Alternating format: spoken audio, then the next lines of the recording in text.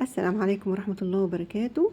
بمكونين اتنين في دقيقتين هنعمل أحلى تحلية في الجو الحر دوت ترطب على قلبنا. بسم الله ما شاء الله، ولا حول ولا قوة إلا بالله.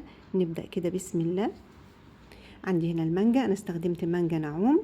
المانجا نعوم دي يا جماعة ملحمة كده وجميلة وما فيهاش فتل ولا يعني بصراحة أنا مش بحب الزبدية، يعني بصراحة هي النعومي دي جميلة جدا في الوصفات وفي في التحلية، حلوة جدا. هنستخدمها كده حتى لما نخزنها بتبقى طبعا دي أحلى. هنبدأ نوزع كده، نقطعها مكعبات ونوزعها على الأطباق بالشكل دوت بالتساوي كده. عندي بقى هنا جيلي الفراولة، حطيت كوبايه الا ربع ميه سخنه، لازم ميه سخنه بتغلي على، وحطيت الجيلي قلبته كويس لحد ما داب، وبعدين حطيت كوبايه الا ربع ميه ساقعه، دوبته كويس قوي. وهبدا اوزعه بقى بالشكل ده على قد الكميه اللي هي كميه الجيلي بالفراوله، بس هنوزع الاطباق لان هنعمل نوع تاني.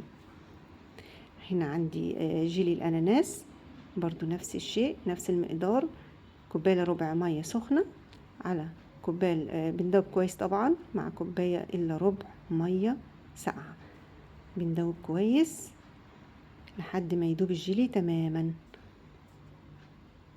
هوزع بقى بالشكل ده تمام. هنا بقى كان عندي جيلي نعناع بالليمون، طبعا الوصفة غريبة شوية، بدأت ان انا احط لون كده بحيث ان انا اخليه يدي يعني اللون النعناع، اللون الاخضر. وزعته بنفس المقدار كده لحد ما اخلص الكمية.